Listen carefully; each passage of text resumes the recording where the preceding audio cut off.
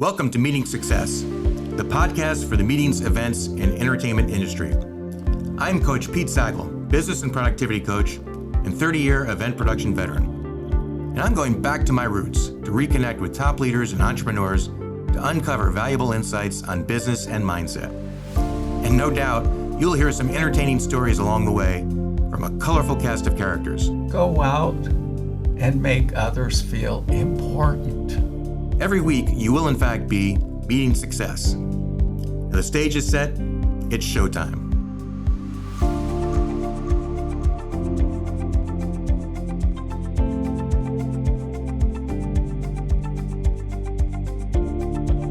Hey everybody, welcome to the show. I got a special guest here today. I've been impressed with Sarah since I met her several years ago, I think it was, and been kind of watching her progress here in her career and everything. And if you are in the events industry, I think you probably know Sarah Soliman. You know her work, you've seen her probably on camera at different events. But again, it's a privilege. I'm honored to welcome Sarah Soliman to our show. Thank you, Pete. I'm really excited to be here. I feel like this is a long time coming. Yeah. And we haven't caught up in a long time, so this is like... It has been a while. Yeah, this is our opportunity. You know what I was thinking about the other day, though? If you remember, several years ago, I started playing with the idea of a podcast. It's back when podcasts were first starting to come out, and I recorded one episode, and you were the guest. Yes, I do remember. I know, and this is kind of like the sequel. Yeah, exactly. So. Yeah. I don't think you can find that episode anywhere, but so don't really look for it. But maybe I'll find it and post that. But again, so just as a little bit of an introduction to everybody, I mean, we kind of wanted to, for people that don't know you, again, I think a lot of people do know you and what you do and your work and everything with Soliman Productions, but maybe you could kind of talk about that a little bit and content connoisseur and all of that. Yeah, absolutely. Well, first off, thank you for having me on the show, and also thank you for the kind words. I am Sarah Soliman. I'm the president and CEO of a company called Soliman Productions. We have been in business now for almost 10 years, and the main bulk of our business is serving the meetings and events industry with compelling video content. So what does that mean? We show up on site at conventions, conferences, trade shows. We travel all over the country, sometimes outside of the country, to produce a story around an event. And the purpose of that is so that way our clients can obviously have, marketing material to help their organization and their event grow, not just for their event, but throughout the year as a business in its entirety. So that's kind of one division of our business, but we've expanded into audiovisual works. We do AV for events as well. We do digital marketing for not just events, but for businesses too. And, we have studio spaces and things like that in Orlando. So we've grown a lot. There's been a lot of transition over the past almost decade, but it's been a really fun journey to explore this entrepreneurship experience. Yeah, no, it's incredible. I love watching the journey and the story that you're creating and everything too. I think, you're an inspiration, I think, to so many too. I mean, it's as far as whether it's women, young people, but also, anybody that wants to be an entrepreneur, I think to look at, what you've done and to kind of to see your passion about building it too, I think is really the inspirational part of it.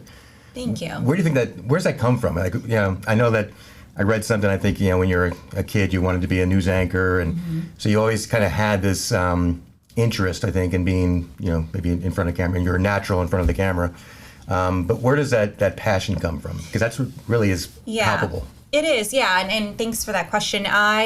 It's funny with my story because I actually never wanted to be a business owner. That was not my journey. A lot of entrepreneurs, they'll sit in front of you and say, gosh, I always wanted to be a business owner. I always wanted to start my own thing. That was not my story. Right. I was actually very much the opposite. What you said, my passion or my inspiration was to be a news anchor. I have always been fascinated with media and content creation and storytelling. So I took that. I went to school, UCF, Go Knights, radio TV program, graduated with my broadcast journalism degree. I explored local news, which I quickly realized was not for me. Right. I have all the respect for journalists and for what they do, but it was just so depressing. And I just didn't see myself working in that space forever. So along with that, I then explored radio. Absolutely loved radio. It was so much fun. Who doesn't love, when you're 20 something years old, you're going to all these local concerts and shows, you're meeting all these cool people. And, I'm getting, VIP entrance into all the hottest events in town. And it was such a cool opportunity. But then even with that, I'm like, okay, wait, there's not much. It's not a lucrative business, right? And radio as a medium was sort of dying and still kind of is trailing out a little bit, right? So, news, radio, did those, and then I realized, okay, this may not be my journey. So I worked for a production company for a short amount of time, and then I became very unhappy with just more so the way that the company was run. That's when I kind of tapped into myself and I said, okay, I am too smart to be sitting in a space that doesn't make me happy every day. I'm a worker bee. I love my work. I love to I love being busy. I love having my plate full, but I don't want it to be full with the wrong things and for the wrong people. So with that, I had a very honest conversation with myself. I'm very close with my parents, so I spoke to my parents about it, and I said, I don't think I want to work for these folks anymore.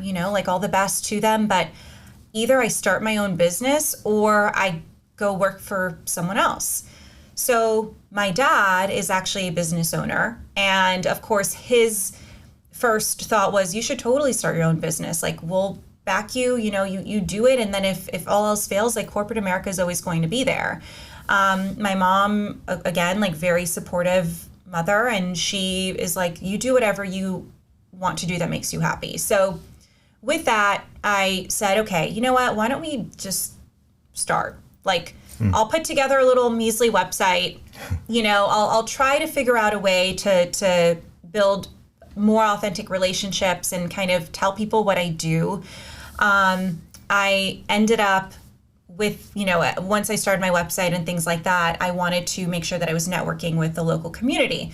So I actually ended up hosting trivia, believe it or not, at 2 local restaurants with a gentleman that I used to work with. His name is Orlando. He still works with me to this day within my company. But I said, hey, Orlando, I'm hosting trivia 2 nights a week. And do you want to come be my little DJ? And I'll pay you in chicken wings and beer, because I had no money. And he said, yeah, that Absolutely. sounds fun. Yeah. He's like, why not? So that's, what I did. And I was networking with local business owners, local people, and then just things started to shift from there. So it's a little bit of a long-winded story to say that, yes, I've always been passionate about media and content. My journey into it is very non-traditional, and that's how I ended up with my business today. Yeah, that's interesting. The whole evolution of the story, I think, is an interesting one. And it's interesting that you say, too, that you didn't set out to be a business owner. And it was... And because that's a question that I often, think about is, are entrepreneurs born or do you become one? I mean, I kind of, same thing. I kind of found myself as an entrepreneur one day. Worked in corporate world and everything, then just kind of became an entrepreneur, forced into that role. But so it's always interesting to hear that evolution. So when you had that first vision of the business, I mean, obviously it evolved and now it's, grown into something else. So I think, is that an important part of the journey, you think? Because I think a lot of times people think they have to have everything figured out right away and start something, and that's what. But my experience is it's always going to evolve. It's always going to change, right? Yeah, I still don't have things figured out. Right. I mean, it's like every day actually gets harder as a business owner. And, I share the story a lot too. I often think to myself, I reflect on how I was, again, 10 years ago, and I think, wow, I was so, risk was not even a thought in my mind. I just did it. Right. Whatever I wanted to do, I would throw spaghetti at the wall, and if it stuck, cool. If it didn't, great. I didn't really care as much as I do now.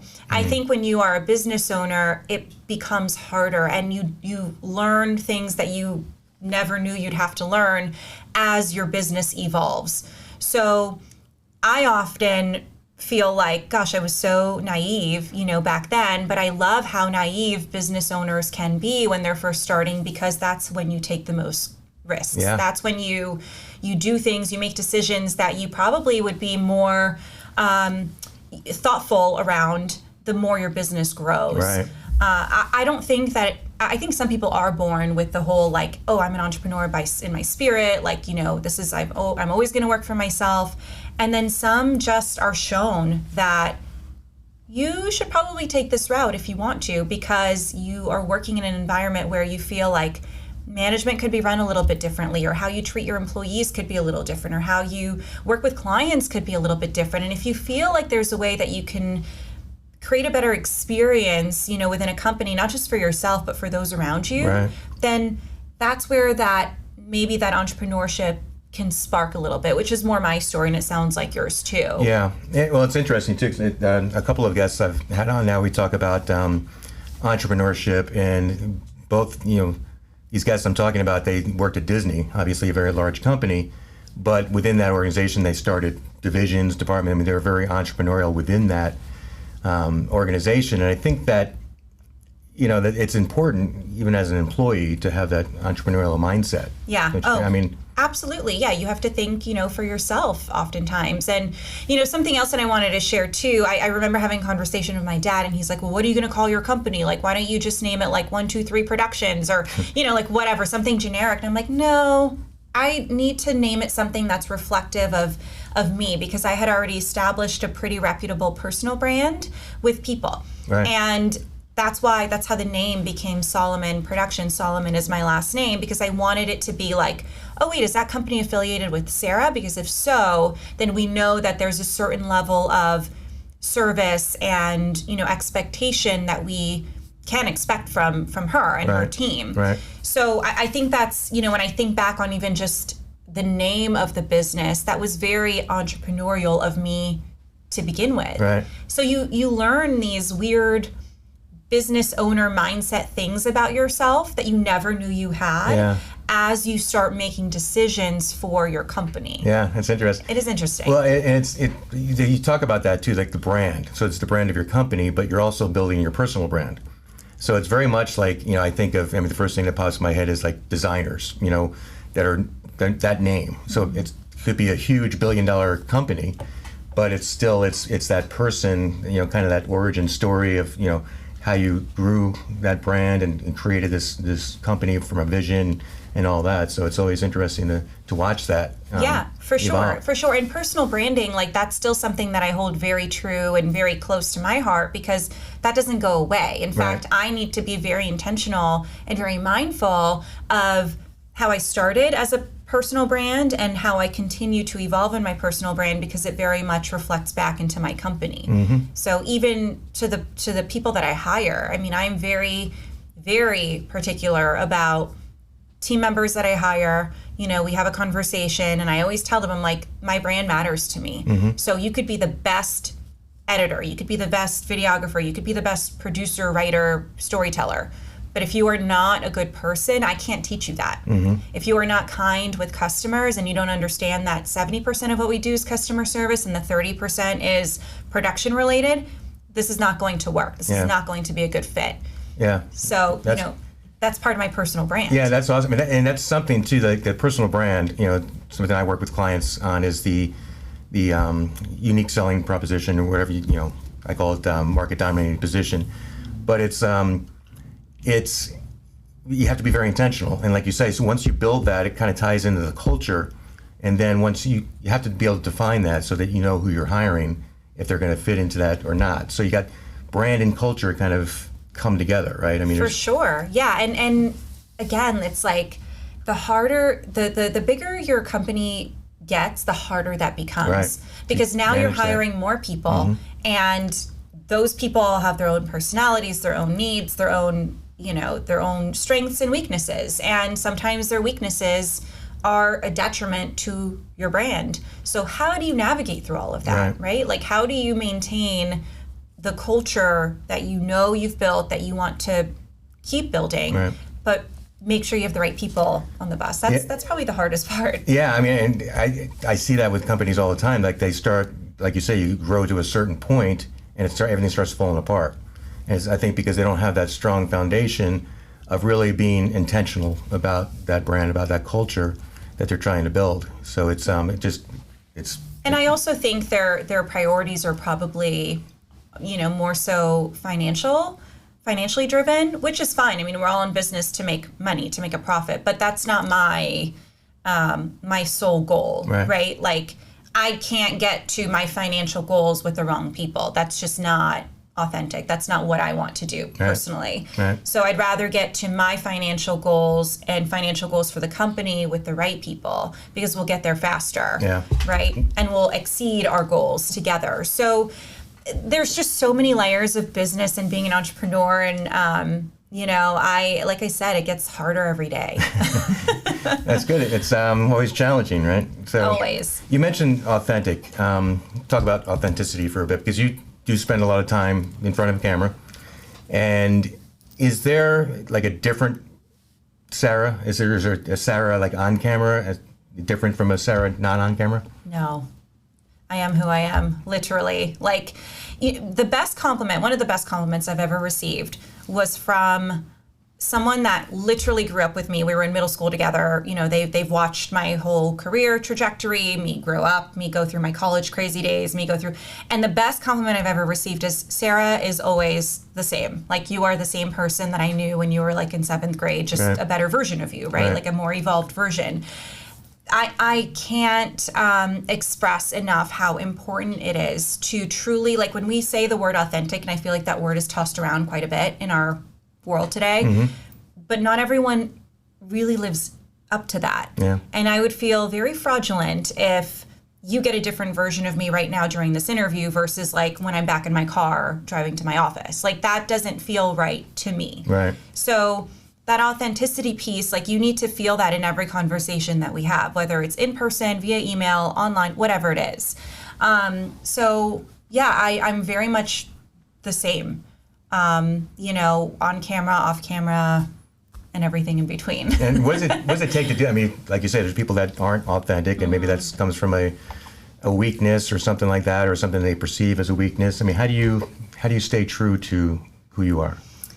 I just don't put a lot of thought about it. Like, to me, there's more ways for my brain to be exercised than to try to figure out who I'm going to try to be during an interview, or who I'm going to try to be at home, or who I'm going to try to be in my friendships, or whatever roles I play in my life. That to me is exhausting, to try to fake something that I'm not, right? So I don't really think about it. I wake up and I'm proud of the person and the woman that I am and that I'm becoming. Have I made mistakes? For sure, but I own up to them and I move on. And I think those are part of our human experience. It's like, you live and you learn. And for me, I'd rather share maybe some mistakes or challenges or things that I've been through than hold on to those and act like I'm some saint, right? But I don't overthink my authenticity, because I am authentic. So, hey everybody, it's Coach Pete. I hope you're enjoying the show today. A lot of people will know that I am a business and productivity coach, and I'd like to do something special for our viewers and listeners of the show, and that is to offer a free 45-minute coaching session with me personally. So if that's something you'd like to take advantage of, go ahead and click on the link below. You can also go to my website. It's sackelpg.com. and go ahead and book your free 45-minute coaching session. I would love to hear your story. I'm looking forward to talking to you and getting to know you. So go ahead and click on the link, and now let's get back to the show. It reminds me, one of the things I talk about is this concept, which I think is a impossible concept, which is work-life balance. I think about that term, and first of all, balance is two opposing forces, right? So it's right away, there's a conflict. And then to say work-life, we have one life, right? We have work, and we have personal things and all that. So I look at more of being in harmony with who you are, basically, from one world to the other. So it seems like that's what you're kind of talking about, and that's what you've mastered. I mean, it seems like you have this like work life, whatever you want to call it, but that's harmony going on between what you do professionally and who you are as a person. Yeah, well, thank you. I appreciate that. And I'm with you. I actually don't believe in work-life balance. I don't think that's a real thing that we can achieve.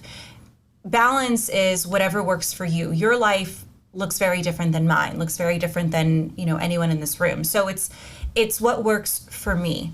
And if I can manage my time, whether it's 90% is dedicated to work and 10% to my personal life, or vice versa, whatever that looks like for me, as long as I am waking up in a place of content, and I'm grateful for the blessings that are in front of me, like I don't really try to manage my time or put a lot of expectations on myself to manage my time in a certain way, right? I'm mindful of the way that I spend my time for sure, and I'm intentional about who I spend my time with, but the concept of work-life balance is not something that I think there's like this perfect, scenario formula to achieve. Like that's just not real. Yeah. Talk about passion a little bit, about being passionate about what you do. Do you think passion for what you do is necessary to be successful? I do. I think, for me, for example, my passion comes from a few different places, but I'm reminded of my passion that I sometimes forget. So we're so in the minutia of the day to day. And then there are certain moments that happen where you're like, wow, that's what I do. Right. So a few of those examples would be when we produce a killer video for, our clients, and the story, like their vision not only came to life, but exceeded their expectations, and they shed a tear, or they are so thankful in a way that is just like it moves you. That to me is like, okay, that's why we do what we do. Right. The other part of that is when I see like my team members grow in their skill set and they say, wow, thank you so much. Like I feel so confident now in my XYZ skill set. That to me is a huge, like call it a mama bear moment or whatever you want. But like that to me is another passion reigniter where I'm reminded, okay, this is why I invest so much of my time in growing this business, because there's twofold. There's my team that I'm cultivating, that's growing in their skill set, and they are appreciative of how confident they've become in that. And then there is the client side where it's like they are just so thrilled with a vision that they had that's been exceeded. Right. So what would you say to somebody that's maybe working in a job or even owning a business and they've kind of maybe lost that passion or don't feel it? Any advice for them? Yeah, I think go back to your foundation, right? Like, so if you are a business owner and you are someone that is sort of feeling like, and that happens, I'm very much a culprit of that often, where I'm like, I'm not really feeling it today. I don't really want to do this today. Oh, another video, great. We all have those moments, we're human. But go back to your foundation and try to find that passion reigniter. Remember why you do what you do. Sometimes even just going back to maybe an old email from a client that was really happy with and complimentative of your work, right? Like just reading through those old messages or going back to projects that you were super proud of, that helps me find my passion again. It's like, okay, this is why. This is my why. If you're working not for yourself, but in a company where you're just kind of going with the motions, there's no real passion there, then I think it's time for, and I've been there too, right? That's how my business even started. Right. I think it's time for you to just have an honest conversation with yourself and say, well, is this my forever? Right. Life can be long. I know we say life is short, but life can be very, very long when you live it in a way that you're not happy with. Yeah, I think that introspection, I mean, it's interesting. I think a lot of people just stay stuck in jobs or positions, whatever, and and it's maybe the comfort of a salary or whatever, but there's something causing that conflict right inside, and you have to like look inside to really understand what that is, and if that's calling you somewhere else, or maybe you just need to, because I think passion can also come from being very knowledgeable and very good at something, right? I mean, I think a lot of people put a lot of emphasis on passion, like, oh, you have to do something you're passionate about. It's like, well, that might not pay the bills. I mean, but you can get really passionate by getting really good at something too, I believe. Yeah, for sure. As long as that thing, whatever it is that you do, gives you joy, and that you find yourself celebrating the moments that make you happy in your job, your career, whatever it is that you're doing, you're spending most of your life doing, then that's all that matters. Yeah. Right? And yeah, there are certain things that make you passionate that maybe should just be a hobby, right? Yeah. But you have to go to work with a sense of passion. I often tell my team, once I start seeing like that spark in someone's eyes, like I'll have an honest conversation and say, are you happy here? And not with me. Right. But are you happy here? Like inside, when you walk into this building, are you content? Are you excited about the work that I know it gets, it's we're in the minutia and it's like, okay, the same thing every day. But are you happy when a client celebrates your work? Are you happy when I celebrate your work? Like, does that give you those like butterflies? Do you go home and wanting to call whoever you want to call in the car as soon as you walk out of the office to say, oh my gosh, I had a really good day today? Because if so, that's your passion, right? That's your happy moments. But we don't get to experience those every day because it's just not reality. Yeah. And it's important to be able to connect back to that, like you say, go back to, and that's why you start with why. I mean, correct. Simon Sinek in his book, and we're talking about that too with brand, having an origin story of your brand and of your culture and everything to really be able to have something to go back to, like you say, reignite that passion.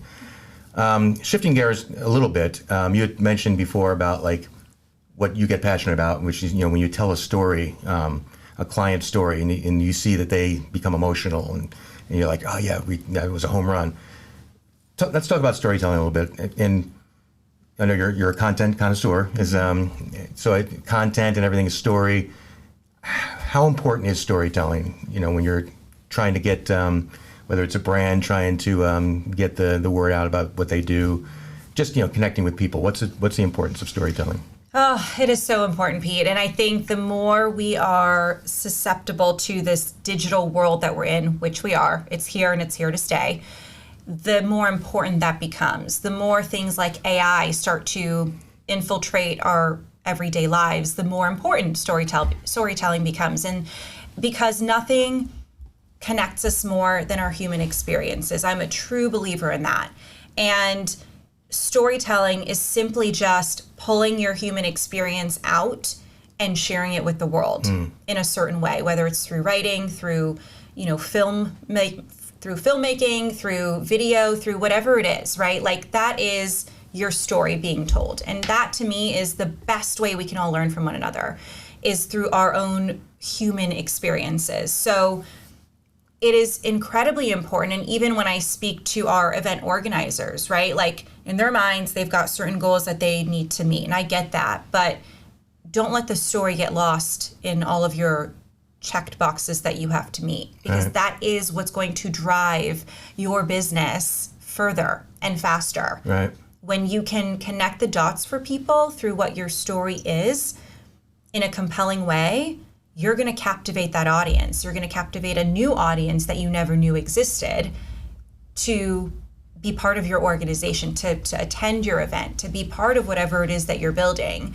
So storytelling, the more things become so robotic and, efficiency, let's not get lost in just being efficient. Let's ensure that we are still telling our story and connecting, human experiences. Right. We really saw that with the pandemic. I think when everyone was locked in their homes and the world shut down, we all craved connection, right? There was nothing that AI in that moment was going to solve for us. Like we all wanted to, we were like caged animals ready to be released. And when we were released, travel's at an all-time high, right? Like it just events are coming back strong. Events are, listen, they are stronger than ever. We're seeing pre-pandemic record-breaking numbers from 2019. It's part of that storytelling, right? It's like, that's because stories are being told in various ways, not just through video, right? Stories are being told online in ways that are compelling people to get on an airplane and go to an event, are compelling people to, go finally take the Europe trip that they've been keeping on their bucket list forever. It's the stories behind that human experience. Yeah, like you say, technology, and everything, it still comes back to the story and about connecting, people to other people. And it like you said, it was very encouraging to see that, coming back to live events and everything, and really shows the importance of, people getting together. You can have, virtual events and to your point, a lot was learned, from a lot of people, a lot of companies learned, some didn't and don't exist, but some were able to kind of, learn through that process and change, pivot, and we can talk about that. For sure. And just another example, what's beautiful about technology, right, and things like AI or tech in general is like you and I can have this conversation over a Zoom, but it wouldn't be the same. Right. There's something special about us being able to sit here in front of each other in the same room and have the conversation. Well, and it's the conversations we have off mic too. Yeah. It's like when you came, we talked a bit and and connecting you with other people, with Tony and Josh or C47. All of that goes on, and that's what I've always said too about meetings. And sometimes the best thing about going to a meeting is the stuff that's outside the meeting. Exactly. That's exactly right. And that's what I mean. Like, this is kind of part of now, like, our story here, right? Like, me meeting you in person here and then meeting Tony for the first, it's like, that's going to build to something else. That's part of our story. Right. And that's what I think drives a lot of back to passion real quick is like, I love that. Yeah. Like that to me is like, that drives me. Yeah. It's funny you say that, and I get goosebumps because it's like I've always said that's the single most I think, I don't know, the thing that really gets me going is like making a connection with somebody like spontaneously. Yeah. Like if it's just somebody you pass by or something like that, or seeing a story, you just have this conversation, you just like hit it off. It's like that connection with somebody else. I think it's just that's what it's all about. Correct. Yeah. It's interesting too. So let's talk about like through the pandemic and what you learned through that. Obviously, one of those things was learning about the importance of connecting in person. I always thought with the pandemic, it kind of, I think, showed the events world that to think differently about events, right? Because something like this, God forbid, may happen again. So you think you have to kind of reinvent. What are you doing? And I look at like an example of like sports, like Major League Baseball. They don't just rely on people buying tickets to go to a game. Although it's very important, people want to go to a game to have that live connection. But then they have, TV rights, they have merchandise, they have all this stuff outside of that helps promote that brand and those teams and all that stuff. So what did you learn from events? I mean, is it hybrid events? Are they here to stay? Is it how have things changed in the events industry? Yeah, well, before we dive into what the pandemic was like for us, I'd like to know if there's a gin and tonic in the building because I definitely don't want to. I think there's some whiskey here. I definitely just, in all jokes aside, I mean, it was obviously, especially serving the events industry, that was a very challenging time. And I feel very blessed to share the story that I'm about to share because we were able to, although we all hate the word now, pivot, right? And pivot really successfully. So when we were getting these phone calls of cancellations and all this stuff, I mean, we were like, okay, we've got to think fast. We got to think on our feet and see what we can do. So power of technology in this case, my team and I built like this very custom platform that we were able to shift our clients to for their events. And crazy enough, we're still using that platform. Actually, even today, we have a virtual event going on, believe it or not, in our office where, we're still utilizing something that we built during the pandemic to our benefit now. Right. So although it was an extremely stressful time, we were able to turn tenfold. And I remember I sat my team down in March of 2020 when we were getting all these cancellations, and I looked at my cash flow and I said, okay, here's my promise to you. I can keep you employed for X amount of time based on cash flow, again, being authentic. However, I'm going to need you guys to do some things you were definitely not hired to do, myself included. We're all going to roll up our sleeves and we are going to figure this thing out together. We're going to tackle the beast together. And you're either on board or not, basically. Right.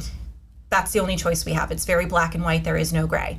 And sure enough, everybody rolled up their sleeves and did what we needed to do. And we were able to turn the Titanic away from the glacier in the middle of the ocean to something that has become very fruitful for us. So our story ended up being one of, that was very positive. And out of that, we also were able to learn about new trends like hybrid events. Although it's been a buzzword, hybrid events have been around even well before COVID. Right. We just weren't really calling them hybrid. We weren't really, we weren't as afraid of them as what we have had to deal with post-COVID, right? Right.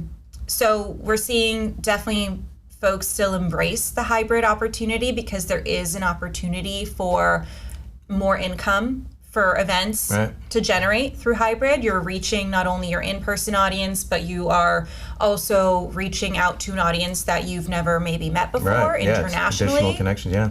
Exactly. Yeah. So for me, I mean, if I were an event organizer, I would 100% explore hybrid each and every time for that reason, because there's so much more opportunity. There's more opportunity for sponsorship. Right. There's more opportunity to reach new audiences. There's more opportunity for content creation that can be repurposed. I mean, it's all positive. Yeah. The only con with that would be budget, right? Because producing essentially 2 events, one Right. online, one in person, can be a little bit more costly. But if you, again, all perspective, turn it around and use that to your advantage to get more sponsorship dollars to cover the cost of that added 2 event, avenue, then you're golden. Yeah. I mean, it goes back to the sports analogy. It's like you have 50,000 people in a stadium, Yeah. but you have millions that you can reach, through TV or other ways. So. Exactly. You're never limited. You are only as limited as you limit yourself. Right. Yeah. And that's a great story because I think it's, again, going through COVID and the lockdown and everything, some companies did pivot and were successful. It's like any time like that, there's going to be opportunity, for companies if they can do it well and respond, react, they can be very successful and have something coming out of it. Well, and I think that goes to, I think for me personally, if I can just share this, out of COVID, outside of like the business side, I think for me, when I reflect back, when I finally had the time to reflect back on my own growth during that time, I think what I'm most proud of is how I led, right? Like I didn't realize the type of leader that I was until a challenge that was outside of my control was presented. And I'm not talking about the challenge of negotiating with a client and a contract and all the petty stuff that we deal with every day. I'm talking about a true challenge that we all dealt with. And there was no one that had answers around us. I had to look within myself to figure out how, like my dad's advice, and he'll tell you to this day, he was like, fire everybody. Hold on to the cash, bring them back when the world comes back. And I said, Dad, absolutely not. Because to me, I'm creating disloyalty. Yeah. And my team will no longer trust me because you're saying as soon as things get tough, thanks everyone for your hard work, bye-bye. Yeah. And when I'm ready for you, you'll come back. Like that doesn't sit well with my soul, right? So I didn't do that. I was okay with strapping cash a little bit to keep them all employed because that creates loyalty. Yeah.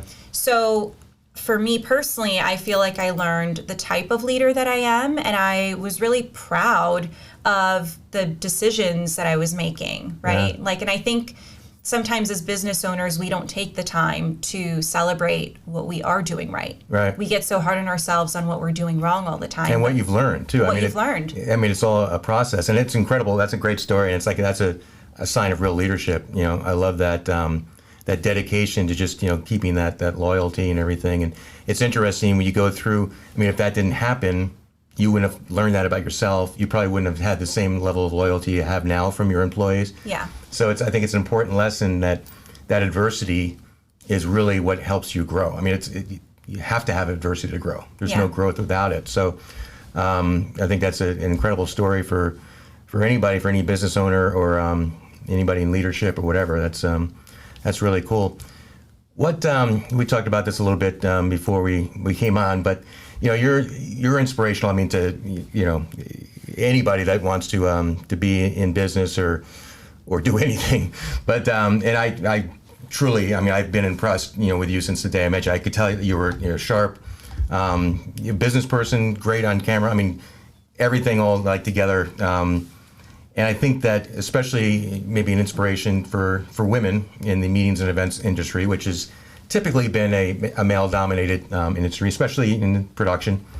What would you say to young women or looking at potentially getting into this industry or something else? It could be maybe they want to get into science or whatever, something that's not generally a lot of women in that industry. What would you say to them? Yeah, well, again, thank you for those compliments. It's really kind of you. And for me, I have definitely, and I still face a lot of adversity as a minority woman in production in events. So there's a lot there to unpack.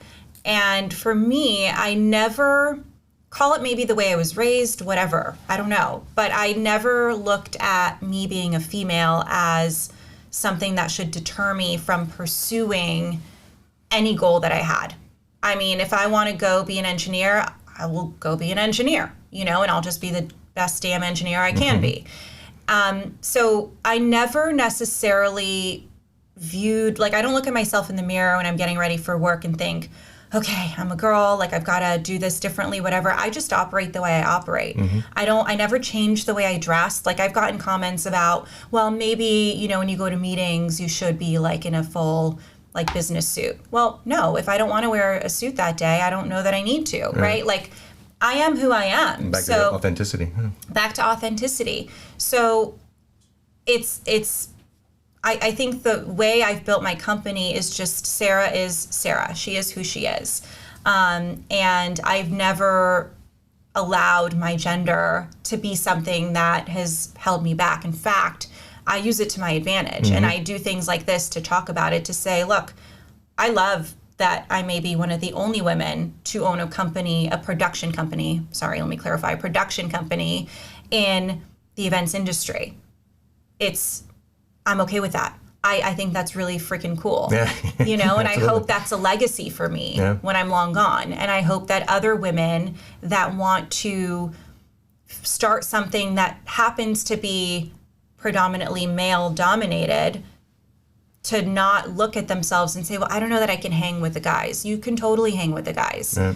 I've walked into so many meetings where it's a room full of men, and they're kind of looking around okay, oh, is your boss, you're the marketing girl, or you're the, I'm no, I'm the CEO, nice to meet you, shake the hand, sit down. And it's amazing how the mindset shifts once they start hearing you speak and really understanding that, wow, this girl is really knowledgeable and she can take us to a whole new level that we never thought of before, right? That to me is so fulfilling. And I walk out of that room and I just feel so empowered and I feel good about the fact that it doesn't matter, right? I just changed their whole mindset. A room full of, I just changed their entire mindset of women in business, of production, of all of the things that we just discussed. That to me is so empowering. And until you really take that step and don't let anything hinder you, whether you're a woman or even some men. I mean, there's insecurities that men have. Oh, absolutely. And I just, it's a shame that humans can't just operate, right? Just be the best at what you do and you will get business from it. Yeah. Were you always this confident? I don't think so. I think this was definitely something that I've learned over time. I think being put in enough situations of discomfort led me to become more confident. I think I know I still wake up sometimes and I'm what the heck am I doing? That whole imposter syndrome? Yeah. Oh man, that's real. I wake up and I'm am I who am I to run this business? Right. Who am I to tell these people in this office what to freaking do? Right. But you build that confidence as you go, and I'm doing something right, right? So it's I just have to operate in that light of I'm doing something right. I'm inspiring people, and that's really all that matters at the end of the day. Yeah, it's interesting the imposter syndrome you talk about. I mean, I think I've heard people talk about that you wouldn't even guess that they would have that still. Yeah. The level of success doesn't change that. It doesn't change it as long as you're always pushing and trying to grow and because you're always trying to get to that next level. So you're always going to have that, am I really, capable to do this? Am I really worthy of doing this and everything? So that's, that to me is a sign of just constant growth. It is. And what I was saying earlier, it becomes harder because now you have more to lose. Right. I have way more to lose now if I make decisions that are not good for the business than I did when I was 20-something years old throwing spaghetti at the wall to see what sticks. Right? My risk is a lot greater. But that shouldn't deter me from making or taking risks because that's what it's all about. Right? Yeah. Awesome. Well, unfortunately, we're just about out of time, but anything else? Any other words of advice or anything you wanted to talk about? Or words of advice. I mean, I think, I hope that my story in general inspires people. I hope that if you are kind of sitting in a space where you're not happy, that you know that you're not stuck in that space. You can certainly go explore other career opportunities for sure. The world is your oyster, regardless of whether you work for someone or whatever it is. And I just hope that I, can continue to inspire both women and men. Awesome. Well, I appreciate it, Sarah. I knew this was going to be a great conversation, and it definitely was for me, and I think everybody else will get a lot out of that. So again, thank you for your time. You are truly impressive. I really mean that too. And it's funny because everybody that knows you, that they all say the same things too. Everybody loves you. You're a rock star, and can't wait to see what you do in the next 10 years. Thank you, Pete. We'll reconvene for part 3 at some point. Yeah, exactly. This was like 7 years ago we did this first time. But again, so thank you, Sarah. And thank you to Josh Pies, also at C47 Films and C47 Digital Studios, the home of this podcast. Check out Josh's podcast as well. It's called Bootstrapped Unicorns on YouTube. Thank you to our producer and engineer, Tony Gold, back there. And of course, thank you to our listeners and viewers, and I hope you enjoyed Meeting Success. This is Coach Pete saying bye for now.